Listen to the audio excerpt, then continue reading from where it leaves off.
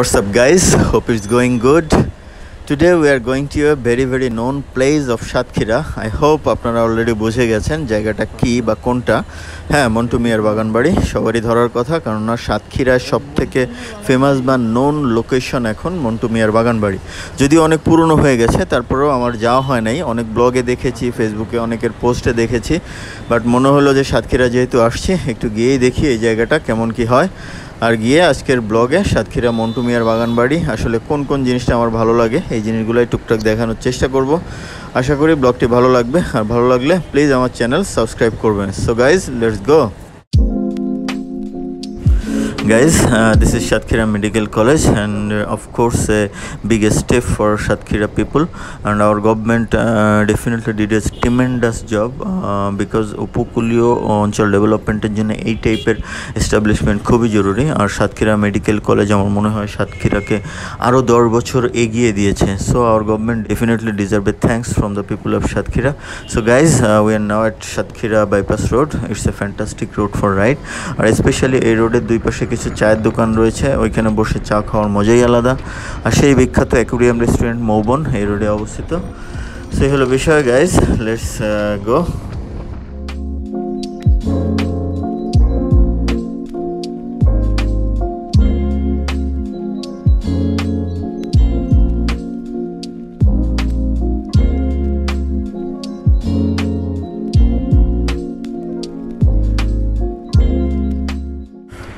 Guys, here it is, this is Montu মিয়ার বাগানবাড়ি। আমরা চলে আসলাম। আর শহর থেকে আসতে আমাদের প্রায় 15 মিনিটের মতো সময় লাগলো। আর যদি অটো বা অন্য কিছুতে আসেন এই সর্বোচ্চ 30 মিনিটসের মতো সময় লাগবে। সো আসা একেবারেই সহজ, আর রাস্তাঘাট তো খুবই ভালো। সাতক্ষীরায় বিউটিফুল সিটি। বাইকটা পার্ক করে টিকিট করতে হবে এখানে। এই যে মানিক দাঁড়িয়ে আছে, বেসিক্যালি ওর জন্য এইখানে আসা। আমার ভাগ্নে মানিক ওই বায়না ধরে এখানে নিয়ে আসছে, যেহেতু ভাগ্নের বায়না, সো মামা হিসেবে পালন করতেই হবে। দেখি এখন টিকিটটা কেটে ফেলি। এই যে গেট, সুন্দর gate. Overall environment is not bad, very clean, neat and clean, organized sofa. So দেখি টিকিটটা কাটি। টিকিট 50 টাকা করে per man. It's too much, I guess it's too much. এটা খুব বেশি আমার মনে হচ্ছে। এটা ম্যাক্সিমাম 20 টাকা হওয়া উচিত ছিল। 50 টাকা এটা আসলে অনেক বেশি। যাই হোক, কিছু করার নাই, যেহেতু আসছি 50 টাকা দিতেই হবে। হ্যাঁ, বাইকের জন্য আবার চার্জ আছে, টিকিট অ্যান্ড 10 টাকা। সো হোয়াট এভার, 10 টাকার বিনিময়ে বাইকটা নিরাপদ থাকুক, this is expected. So far it's good except the entry fee 50 টাকা।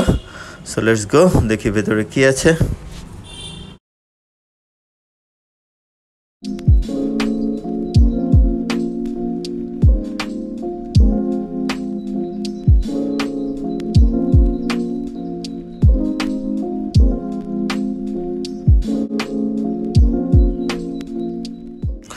গাইজ, ওভারঅল মন্টু মিয়ার বাগানবাড়িতে এটি আমার কাছে সব থেকে বেশি ভালো লাগছে।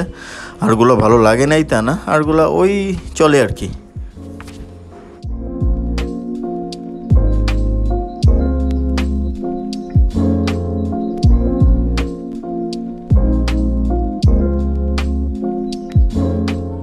গাইজ, এই মালটাতে যেই উঠছে সেকা খাইছে, কারণ এটার তলদেশটা মসৃণ না।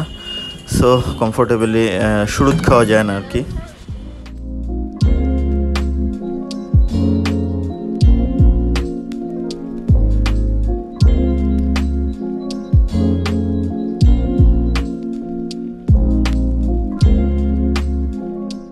গাইজ, সম্ভবত এটা সাতিম গাছ। আর যারা এখানে আসছে অনেকেই অবিবেচক যারা আছে এই গাছে ভালোবাসার নিদর্শন লিখে গেছে। এটা কখনোই করবেন না, প্লিজ ডোন্ট ডু দিস।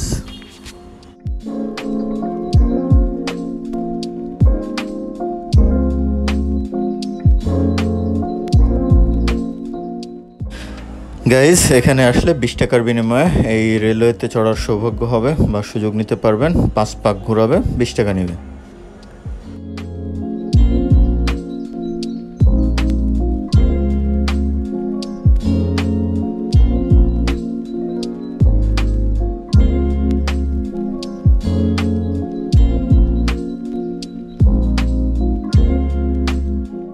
এই হচ্ছে চিড়িয়াখানার গেট। ভেতরে ঢুকি, একসময় টিকিট ছিল, এখন টিকিট লাগে না।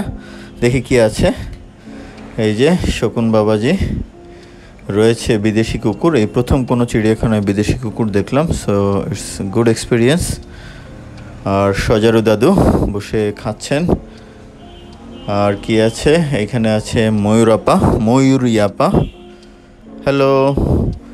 এইখানে এই হচ্ছে মহাবান্দর, ওর কোনো বিবরণ নাই দি, বান্দর তো বান্দরই। আরও আছে এখানে, এই যে দেখেন ইমু পাখি। না, পছন্দ হলো না, মানুষের ওপর খুব বিরক্ত, ধরে ধরে চিড়িয়াখানা আটকায় রাখে কোনো কারণ ছাড়াই, বিরক্ত হয়ে চলে গেল মনে হয়। আর এইখানে আছে হরিণ ভাইয়ারা ঘাস খাচ্ছে। আর কি আছে, আর অজগর সব দেখলাম ওই পাশে, ভিডিও করি নাই কারণ ভিডিওতে কিছু আসবে না, এই জন্য ভিডিও করি নাই। কুমির ছিল, কারেন্টলি কুমির নাই। আর বকটক ছিল, এগুলো এখন নাই। সো হলো বিষয়। গাইজ, আছি সাতক্ষীরা মন্টু মিয়ার বাগান বাড়ি, অনেক বিখ্যাত, সবাই জানে, খুব কম লোকই আছে যে চিনবে না। সো লোকেশন বলে দেওয়ার প্রয়োজন খুব একটা আছে বলে মনে হয় না, তারপরেও বলি। এটা হচ্ছে বাইপাস রোডে ঢুকে কাউকে জিজ্ঞেস করলেই হবে যে মন্টু মিয়ার বাগান বাড়ি যাব। সো এই হলো বিষয়। আর ঢোকার সময় একটা এক্সপিরিয়েন্স, সেটা হচ্ছে 50 টাকা এন্ট্রি ফি, যেটা আমার কাছে অনেক বেশি মনে হয়েছে। আসলে এটা সর্বোচ্চ 20 টাকা নেওয়া যেতে পারে, কিন্তু 50 টাকা আমার মনে হয় না আসলে নেওয়া উচিত। কারণ ভেতরে আরও চিড়িয়াখানা রয়েছে, যদিও চিড়িয়াখানায় টিকিট কাটা লাগে না আলাদা করে, কিন্তু যতটুকু শুনেছি চিড়িয়াখানার জন্য আলাদা টিকিট কাটা লাগে। তাছাড়া এইখানে ট্রেন চলার ব্যবস্থাও রয়েছে, ট্রেন চলার জন্য 20 টাকা করে দিতে হয় পার পিপুল। এটা ঠিক আছে আমার মনে হয়েছে, বাট এন্ট্রি ফিটা একটু কম হলে আমার মনে হয় ভালো হইতো, আরও বেশি লোক আসতো বা বেশি লোকের জন্য অ্যাফোর্ড করার সুবিধা হতো। যদিও 50 টাকা খুব বেশি না, অ্যাফোর্ডেবল সেটাও বলা যায় না, কিন্তু আর একটু কম হলে সবাই ইজিলি আসতে পারতো। অনেকে মনে করে যে 50 টাকা বেশি। সো ওভারঅলি আমার কাছে এনভায়রনমেন্ট খুবই ভালো লাগছে, কারণ বড় একটা আয়োজন, অনেক সুন্দর রাখছে, ক্লিন রাখছে। বাট একটা জিনিস একটু আপসেট করছে আমার, যে যারা এইখানে ঘুরতে আসছেন অনেকেই ময়লা ফেলছেন ইচ্ছা মতো। মানে সারা বাংলাদেশ আমরা যেমন ডাস্টবিন মনে করি, ঠিক একইভাবে ইচ্ছা মতো সব জায়গায় ময়লা ফেলছে।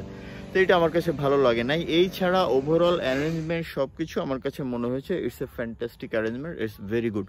সো এই হলো বিষয় বন্ধুরা, তাহলে দেখা হবে অন্য কোনো ব্লগে। Tata, bye bye.